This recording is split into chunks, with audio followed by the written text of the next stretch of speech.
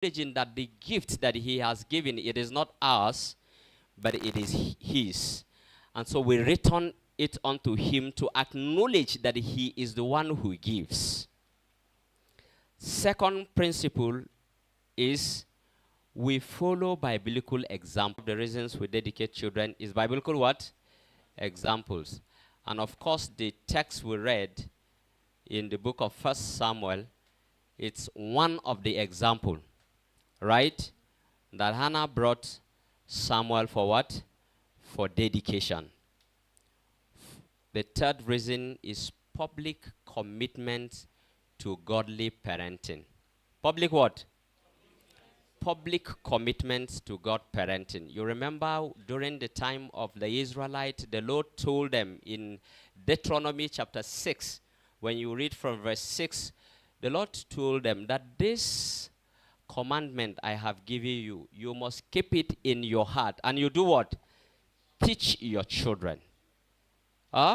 You must teach them while lying, while walking, while sitting, while eating, all that you do. Teach these children my command. And I pause here to ask this couple, is it with your desire? Is it your declaration publicly to us that you are bringing this child to train him in a godly way? Is that your desire? Is that the reason why you are bringing him here? Amen. So they have consent to the fact that it is a public commitment of godly parenting that they brought this child. So what do you say to that? Amen. The fourth one is seeking God's blessings and guidance. When you read the book of Mark chapter 10, verse 13 through 16, Jesus welcomed what? Little children. And so the reasons why the parents allowed their children to come around Jesus was for what? To seek for God's blessings. And I'm sure is the reason why you are bringing this baby today is to seek the Lord's blessings upon this child. And I believe, I trust that the Lord in a special way will bless this gift. The fifth is entrusting the child's future to God. That is another principle. Entrusting what?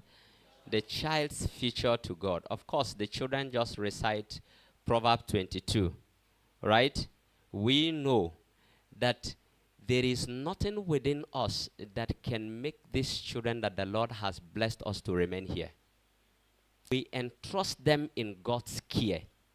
He does the one we cannot do. All right? And so we believe and trust that the Lord in heaven will be part in this training. And so as we trust the child in his hand, of course, he will continue to grow in the knowledge of the Lord. The sixth principle, Jesus' example. Friends, if there is anything you have challenged in believing or trusting in the Bible, check how Jesus responds to that particular thing and follow. You are not missing any track. And so Jesus' example, when you read the book of Luke chapter 2, verse 22, was Jesus brought? The parents of Jesus equally brought him to be prayed for, to be dedicated to God. And so Jesus' example is one of the reasons why we dedicate children, because Jesus was dedicated as well. Amen. The last, but not the least, is community involvement in spiritual growth. I said what? Community involvement in what? In spiritual growth. Is this church a community? Huh? So one of the principles is to allow the community to be involved in bringing up the child.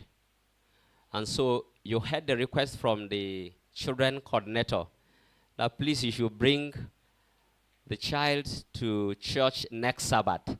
And in fact,